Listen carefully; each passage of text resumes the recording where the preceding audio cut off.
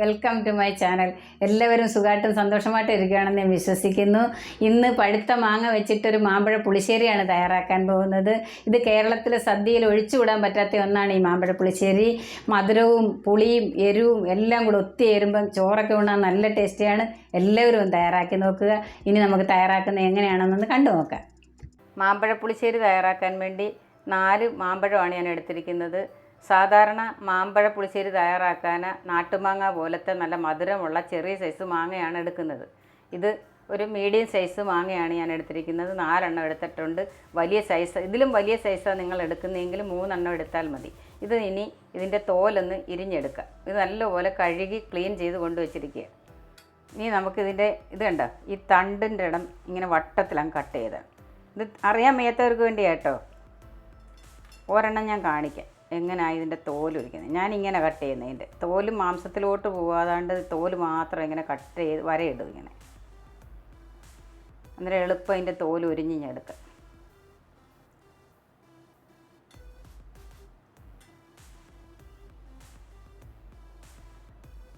ഇതിൻ്റെ തോല് ഇരിഞ്ഞെടുക്കുന്നതും കൂടെ ഒന്ന് കാണിക്കണമല്ലോ. അതിനാ ഇനി എന്നിട്ട് കൈ കൊണ്ടാണ് നമ്മളിത് ചെയ്യുന്നത്.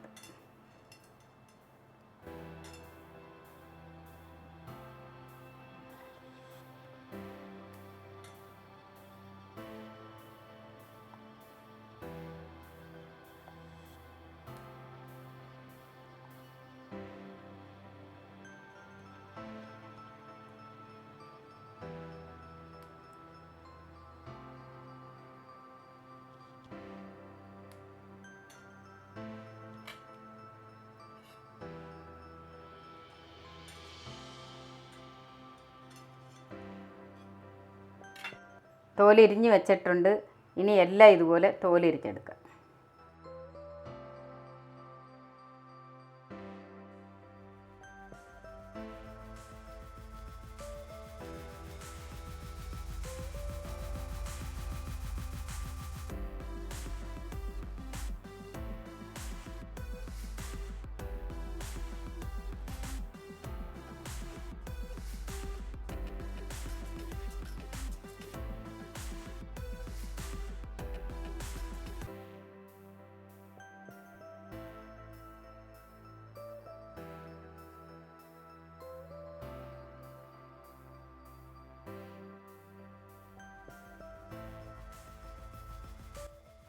നാല് മാങ്ങ നമ്മൾ തോലിരിഞ്ഞ് വെച്ചിട്ടുണ്ട്. ഇനി നമുക്കിത് വേവിച്ചെടുക്കാം.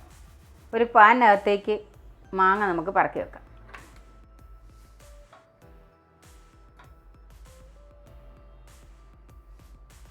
ഇനി അതിലേക്ക് 2 കപ്പ് വെള്ളം ഒഴിച്ചു കൊടുക്കാം.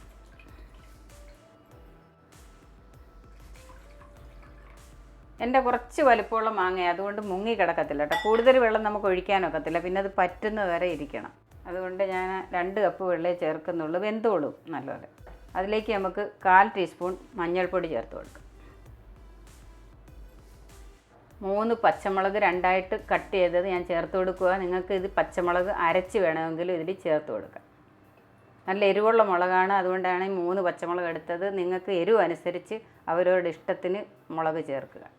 മുളക് പൊടി വേണമെങ്കിലും 1/2 ടീസ്പൂൺ ചേർത്ത് വേണമെങ്കിൽ തയ്യാറാക്കാം. ഞാനിതിൽ മുളക് പൊടി ചേർക്കുന്നില്ല. മാമ്പഴ പുളിശ്ശേരിക്ക് സാധാരണ മുളക് പൊടി ചേർക്കാറില്ല.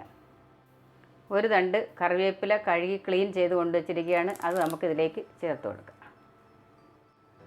1 ടീസ്പൂൺ ഉപ്പ് ചേർത്ത് കൊടുക്കുക. ഉപ്പ് പിന്നെ നമുക്ക് അരപ്പൊക്കെ ചേർത്തതിന് ശേഷം ടേസ്റ്റ് അനുസരിച്ച് നോക്കിയിട്ട് ചേർക്കാം. മൺചട്ടി ഉണ്ടെങ്കിൽ അതിനകത്ത് നല്ലതാണ് തയ്യാറാക്കിയാൽ. മൺചട്ടി ഉണ്ടെങ്കിൽ അതിൽ തന്നെ തയ്യാറാക്കുക.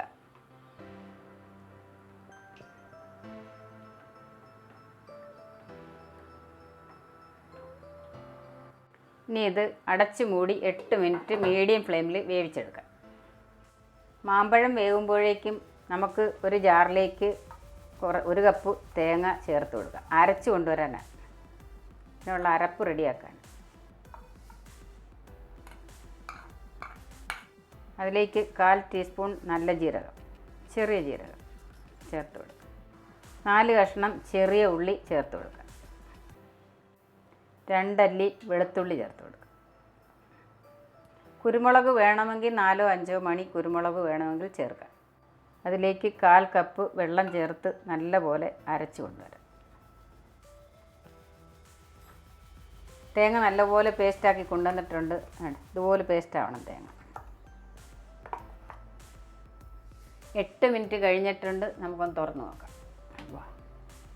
നല്ല മണമൊക്കെ വരുന്നുണ്ട്. നല്ല മാമ്പഴത്തിന് നല്ല മണം. ഇത് ഞാൻ ഒരു പ്രാവശ്യം ഒന്ന് തിരിച്ചിട്ടായിരുന്നു കേട്ടോ. ഇങ്ങനെ ഒന്ന് വലിയ മാങ്ങയില്ലേ, അന്നേരം നമ്മൾ ഇങ്ങനെ ഒന്ന് ഇടയ്ക്കൊന്ന് തുറന്നിട്ടൊന്ന് തിരിച്ചിട്ട് കൊടുക്കണം. വേണ്ട, മാമ്പഴമൊക്കെ നല്ലപോലെ വെന്തിട്ടുണ്ട്. ഇനി നമുക്കതിലേക്ക് അരച്ച് കൊണ്ടുവന്ന അരപ്പ് ചേർത്ത് കൊടുക്കാം.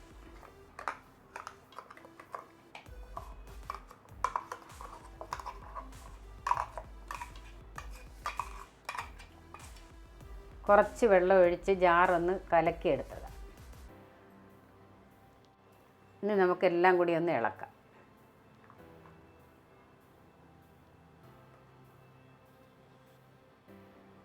ഇനി ഇത് തുറന്ന് വെച്ച് ഒരു 2 മിനിറ്റ് ഒന്ന് പച്ച ചുവ മാറുന്ന വരെ ഒന്ന് തിളപ്പിക്കണം. സെയിം ജാറിലേക്ക് 200 ഗ്രാം കട്ട തൈരാണ് എടുത്തിരിക്കുന്നത്. അധികം പുളിയില്ലാത്ത തൈര് വേണം. കൂടുതൽ പുളിയായാൽ ടേസ്റ്റ് കുറയും. ഇത് നമുക്ക് ഒന്ന് അടിച്ചു കൊണ്ടുവരാം. 2 മിനിറ്റ് കഴിഞ്ഞിട്ടുണ്ട്. അരപ്പിൻ്റെ പച്ച ചവയൊക്കെ മാറിയിട്ടുണ്ട്. ഇനി നമുക്കൊന്ന് ഇളക്കാം. തൈര് ഉടച്ചു കൊണ്ടുവന്നിട്ടുണ്ട്, അടിച്ചു കൊണ്ടുവന്നിട്ടുണ്ട്. അത് നമുക്കിതിലേക്ക് ഒഴിച്ചു കൊടുക്കാം. ഗ്യാസ് ഓഫാക്കിയതിന് ശേഷമേ ഈ തൈര് ഉടച്ച് ഒഴിക്കാവുള്ളൂ, അല്ലെങ്കിൽ തൈര് പിരിഞ്ഞു പോകും.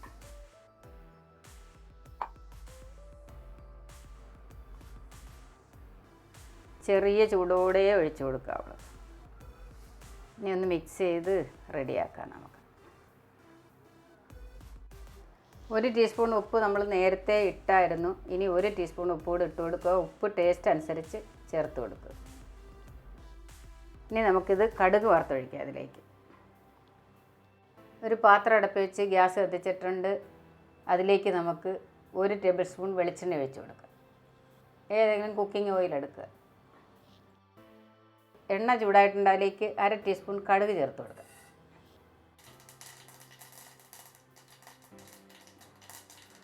കടുക് പൊട്ടി തീർന്നിട്ടുണ്ട്. അതിലേക്ക് 4 കഷ്ണം ചെറിയ ഉള്ളി വട്ടത്തിലരിഞ്ഞത് ചേർത്ത് കൊടുക്കുക.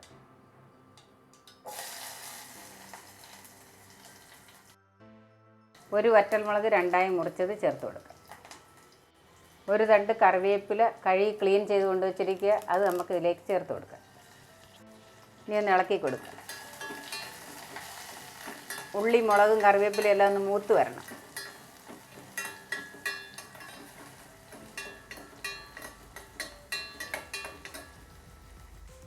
ഉള്ളി മുളകും കറിവേപ്പിലയും എല്ലാം മൂത്തിട്ടുണ്ട്. ഒരു ലൈറ്റ് ബ്രൗൺ നിറമാകുമ്പം, ഒരു ഗോൾഡൻ കളർ ആകുമ്പോൾ നമ്മളിഞ്ഞ് എടുക്കണം, കരിഞ്ഞു പോകരുത്. ഇനി നമുക്ക് ഈ മാമ്പഴ പുളിശ്ശേരിക്കകത്തേക്ക് നമുക്ക് കടുക് വറുത്തത് ഒഴിച്ചു കൊടുക്കാം.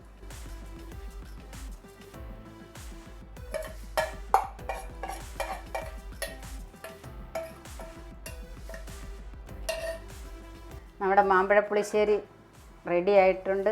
നല്ല അടിപൊളി ടേസ്റ്റിയാണ്. എല്ലാവരും തയ്യാറാക്കി നോക്കുക.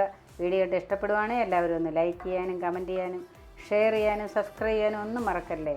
നന്ദി, നമസ്കാരം. Thank you so much.